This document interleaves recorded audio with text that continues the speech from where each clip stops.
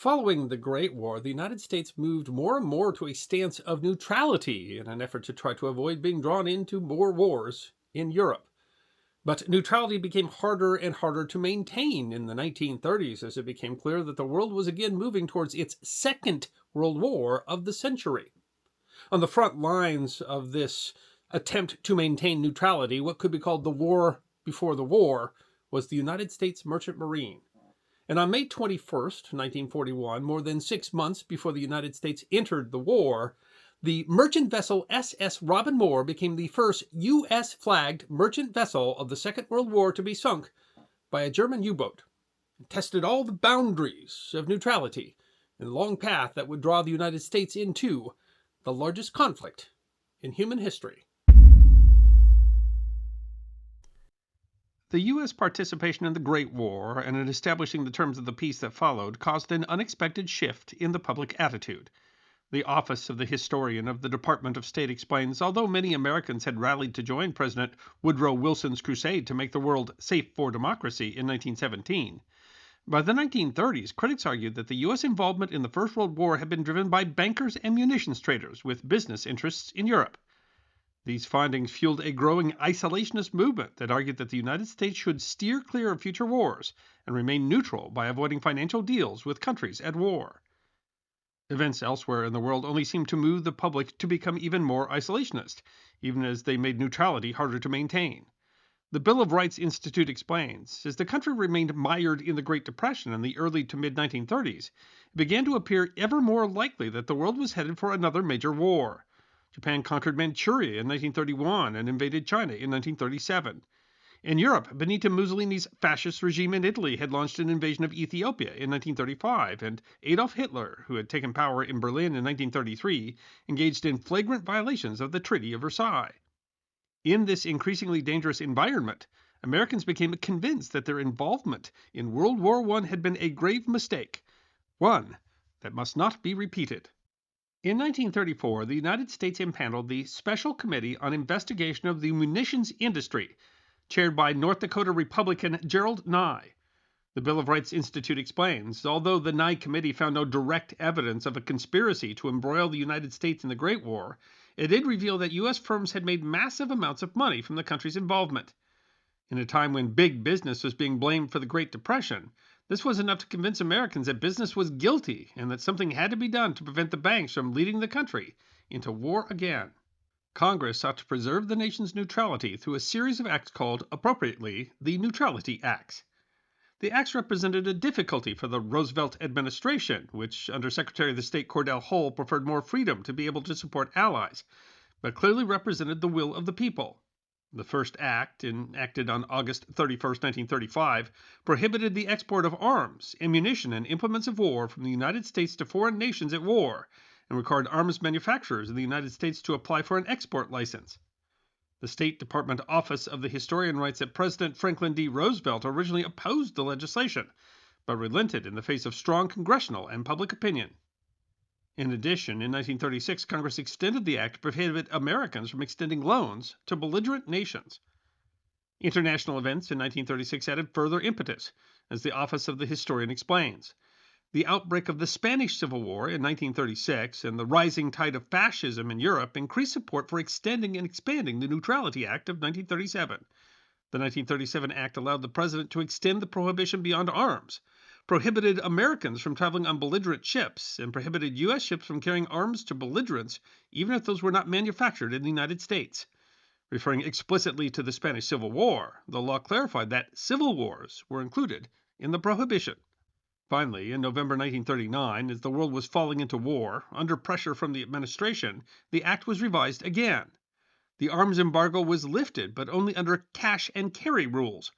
U.S. companies could sell arms to belligerent nations, but only if they could pay immediately in cash. No loans were allowed, and if they transported the goods themselves on non-American ships.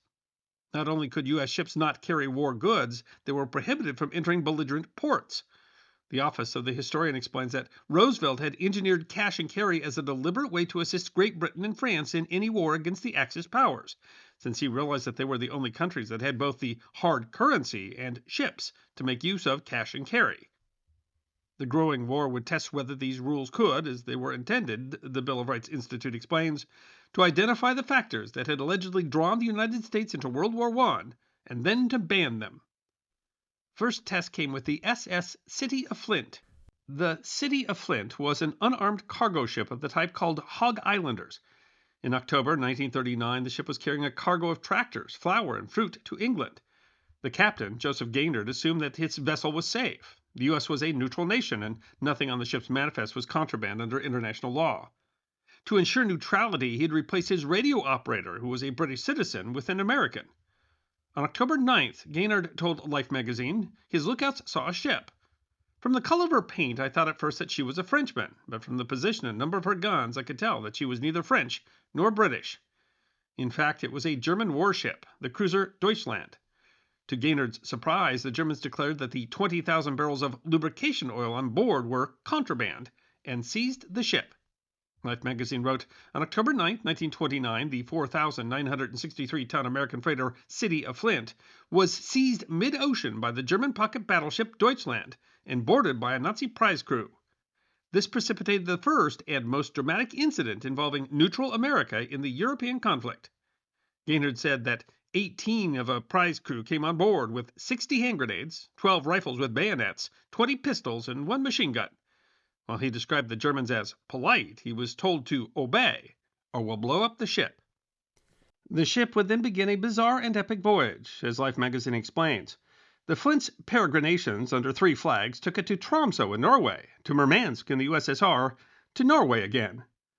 The prize crew was trying to take the ship to Germany, but they were going to have a difficult time avoiding the Royal Navy.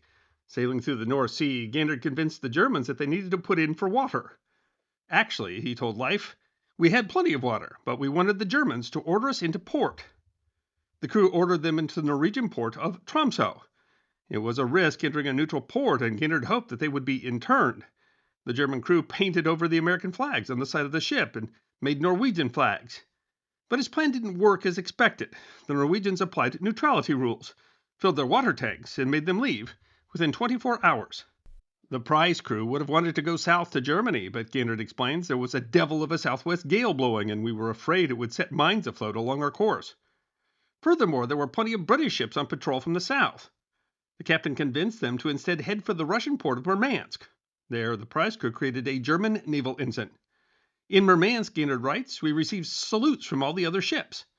Gaynard explained the stay in Murmansk was the most mystifying experience I had in a good many years. The Russians inspected their cargo and removed the German prize crew. The ship had landed under rules that allowed damaged ships to seek port, but those rules would not have allowed them to hold prisoners of war. Gaynard hoped that he would be freed and tried to contact the American consul, but instead, the Russians put the prize crew back on board. As the Russians had decided, Gaynard explained, for the ship to leave the port of Murmansk under the same conditions as those of her entry, namely with both German and American crews on board and her cargo intact. Again, the Germans faced the issue of avoiding the Royal Navy and hugged the coast of Norway. On the way, they encountered a German freighter, which passed on orders to take the ship to Norway. Gaynard said, I presume that Berlin had decided that the Flint was getting to be a sort of problem child, or else they had heard that a lot of British ships were laying for us. There was a problem for the Germans, though, as Norway was still neutral, and they had no excuse to take a captured ship back into port. In Norway, the Germans tried to claim that they were at port to get aid for an injured crewman, but Gaynard explains it was perfectly obvious that this was only an excuse, and not a very good one at that. Arguing that the ship had anchored off the port illegally, a Norwegian team boarded the vessel at night, caught the Germans by surprise, disarmed them, and interned them. Oddly, Gaynard writes, I was certainly glad to see them go, but we said goodbyes all around and parted on good terms.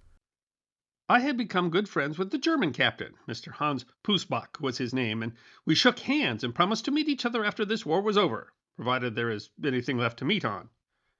They enjoyed their time in Norway, unloaded their cargo there, and took on a load of iron ore and returned to New York. Gaynard, a member of the Navy Reserve, was awarded the Navy Cross. The odd voyage of the City of Flint led Roosevelt to avoid the neutrality rules to move many U.S. merchant vessels under foreign flags. One of those was the SS Charles Pratt. The 8,982-ton Standard Oil tanker was moved to a Panamanian registry, also a neutral country, although it continued with a U.S. crew. The ship was taking oil from Aruba to Freetown, South Africa. U-boat.net explains that at 16:05 hours on 21 December 1940, the unescorted, unarmed, and neutral Charles Pratt, Master Eric R. Blomquist, was hit amidships by one torpedo from U-65, about 220 miles off Freetown. Stockhausen, the submarine commander, had clearly seen the Panama flags painted on her sides, but decided to attack without warning, as the tanker was obviously heading for an enemy port. 2 crew died in the sinking, while the rest were picked up in their lifeboats off of Africa. The sinking was again testing American neutrality laws, and public opinion was starting to shift. The National World War II Museum explains, in response to attacks like these, FDR ordered the mass production of cargo ships designed to carry large quantities of war material in January of 1941.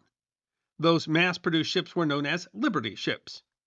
By March, the Maritime Commission rapidly increased their production of a Liberty ship fleet. Then came the SS Robin Moor, another hog islander of 4,999 gross registered tons. The ship was owned and operated by the Seas Shipping Company of New York. The ship was American flagged and clearly marked, carrying general cargo from New York to Mozambique via South Africa. On June 11th, it was reported that a Brazilian ship had picked up survivors of the vessel on a life raft. They radioed the news that the ship had been sunk on May 21st by a submarine. This would have been a substantial provocation. It was not the first U.S. flagged merchant ship to be sunk during the war. The SS City of Rayville had been sunk by a mine off of Australia in November of 1940. And of course, the SS Charles Pratt had already been sunk by a U-boat. But the Robin Moor was the first time that a clearly American-flagged vessel had been sunk deliberately by a U-boat. Nor was it in a war zone.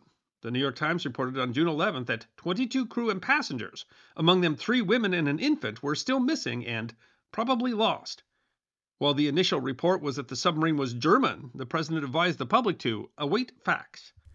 But the sinking disturbed the isolationists, already frustrated with Roosevelt's actions.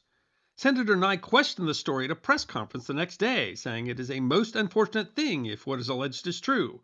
It is extremely difficult to understand the purpose of the Nazis in a play of this sort. Nye's implication seemed to be that the vessel may have been sunk by the British in order to provoke the U.S. into war. He also suggested that the fault lay with Roosevelt, saying, "After all is said and done, we've been rather issuing engraved invitations for an incident of this kind." The administration, however, was taking a harder stance. While the president had asked people to wait for evidence, Under-Secretary of State Sumner Welles argued that the Germans had violated the London Naval Treaty by setting the passengers and crew adrift without adequately providing for their safety. The German government, on the other hand, while not acknowledging responsibility, defiantly said Germany will continue to sink every ship with contraband for Britain. The next day, the report from the U.S. consul in Brazil, after meeting the survivors, said, at 6 o'clock Greenwich Mean Time, May 21st last, the Robin Moor was ordered to stop by use of a blinking light signal and to send a boat with papers. The first mate came over on a boat, where he was taken on board the submarine and informed that the crew and passengers had a half hour to leave the ship, which was to be sunk. The consul concluded, there is no doubt in the minds of the survivors that the commander of the submarine were German, and that the evidence also reveals that the Robin Moor had the American ensign and USA painted on either side, and an illuminated flag flying from her stern at the time that she was sunk. Nye retracted his comments the next day, saying, the evidence that the Robin Moor was sunk by a German submarine is too complete to permit my declaration of noon yesterday, to the effect that the boat might have been sunk by Britain, to stand. On the 14th, the shipping line released the manifest, saying that not a single item among the 1,700-odd shipments valued at $2 million on the lost freighter could be criticized under international law. A German spokesman pointed out some items, including train rails, lubricating oil, and cases of shotgun shells, a case of 12 .22 caliber rifles, and 6 gas masks. The shipping company, however, said that the oil shipments were in scattered lots. The small number of guns and ammunition were for sporting goods stores, and the 6 gas masks were for use for wear for workers who worked with chemicals, saying there is not an item to which Germany can rightfully object. On the 18th, more lifeboats were rescued, and it turns out that there was no loss of life. The sinking of the Robin Moor by a German U-boat, knowing that it was sinking an American vessel that was heading to South Africa, not England, was the largest diplomatic incident so far. The president told Congress, were we to yield on this, we would inevitably submit to world domination at the hands of the present leaders of the German Reich. A spokesman for Berlin said, we won't be buffaloed by American or English discussions concerning the Robin Moor. Roosevelt ordered Germany to close all consulates in the U.S. except the embassies. The Germans responded by ordering that the U.S. do the same in Germany. More sinkings would come, but the sinking of the Robin Moor represented a significant shift in both U.S. diplomacy and U.S. public opinion away from neutrality. The United States Merchant Marine Academy writes, "In the months to come, the American government and public did not forget the Robin Moor incident. As Germany repeatedly committed acts of aggression in American commercial and naval vessels, Americans repeatedly invoked the Robin Moor as they debated whether to go to war. Still, the thin veil held," the Naval Institute Press writes. On 21 May, in the South Atlantic, the German submarine U-69 sank the U.S. freighter Robin Moor, bound from New York to Cape Town with general cargo, 8 passengers, and a crew of 35. The little tramp steamer had neither contraband nor intentions to stop in a war zone. But with no loss of life, her sinking lacked sufficient provocation to be the casus belli. John Bannigan, third officer of the Robin Moor, was able to leverage his time in the Robin Moor's lifeboats by co-authoring the successful book, How to Abandon Ship. He makes many references to the Robin Moor's lifeboats in the book. When the FBI uncovered the Duquesne spy ring, a Nazi spy ring, in November of 1941, it was discovered that a member of the ring, Leo Wahlen, had transmitted the sailing date of the Robin Moor to Germany just 5 days before the vessel was sunk. The attacks on U.S. shipping stretched all the boundaries of U.S. neutrality law and started to change public opinion to the point where Roosevelt could more robustly support the Allies through things like Lend-Lease and the Neutrality Patrol. That would lead to the incidents with the destroyers USS Greer, USS Kearney, and USS Reuben James that are the subject of another episode of the History Guide. But before the true boundaries of neutrality could be tested, of course, Japan conveniently rendered the entire issue irrelevant when they attacked Pearl Harbor on December 7th. I hope you enjoyed watching this episode of The History Guy, and if you did, please feel free to like and subscribe and share The History Guy with your friends. And if you also believe that history deserves to be remembered, then you can support The History Guy as a member on YouTube, a supporter on our community and locals, or as a patron on Patreon. You can also check out our great merchandise shop, book a special message from The History Guy on Cameo.